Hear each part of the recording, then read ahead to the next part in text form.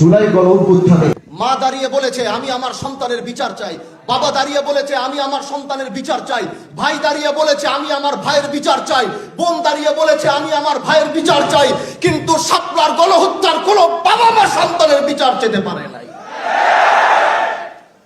সেই ছিল 5 মে।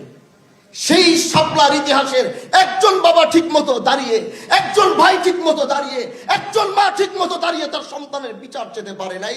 এরকম 17 বছরের জিনজালে আমাদেরকে আবদ্ধ করে রাখা হয়েছিল।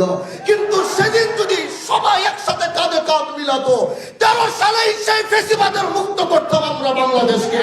কিন্তু এজন্য প্রিয় ভাইরা আমার, প্রিয় ভাইরা আমার, প্রিয় ভাইরা আমার, এই শাপলা আমরা ধারণ করি। শাপলার রাতে আমরা রক্ত দিয়ে প্রমাণ করেছি বাংলাদেশের জন্য আজ আমরা রক্ত দিতে পারি।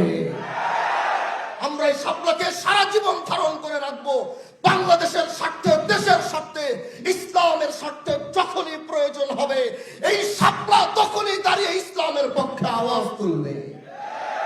এজন্য আজ মাওলানা মামুনুল হক দামাত বারাকাতুহুম তিনি এই স্মৃতি সংসদকে ধরে জাতিকে স্মরণ করাচ্ছে যে শাপলা ছিল, 5 মে ছিল, এরকম এক গণহত্যা হয়েছে, আমরা সেটার বিচার পাইনি। এজন্য বর্তমান সরকারকে বলবো পিছনের অনেক ইতিহাস রয়ে গিয়েছে, এগুলোর পিছনে আপনারা একটু নজর দিবেন। একদিকে শাপলা রয়েছে, 5 মে রয়েছে, আরেকদিকে সেই আর্মি বিডিআরের সেই হত্যাকাণ্ড রয়েছে। এগুলোর বিচার বাংলাদেশের মানুষ দেখতে চায়।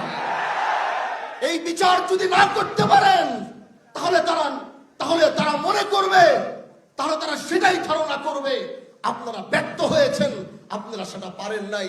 এজন্য আজ শাপলা স্মৃতি সংসদ থেকে সবাইকে সামনে নিয়ে হাজী শরিয়তুল্লাহর বংশের একজন সন্তান হিসাবে, বাংলাদেশের একজন সংসদ সদস্য হিসাবে বলছি, আমরা আগামীতে এই 5 মের গণহত্যার বিচার গোটা দেশের সামনে দেখতে চাই এবং সেটা রায় করতে হবে।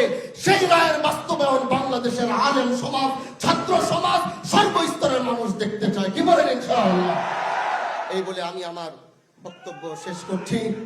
ভালো থাকবেন, সুস্থ থাকবেন। নাসরুম মিনাল্লাহি ওয়া ফাতহুন করিম ওয়া বাশশিরিল মুমিনিন। আসসালামু আলাইকুম ওয়া রাহমাতুল্লাহ।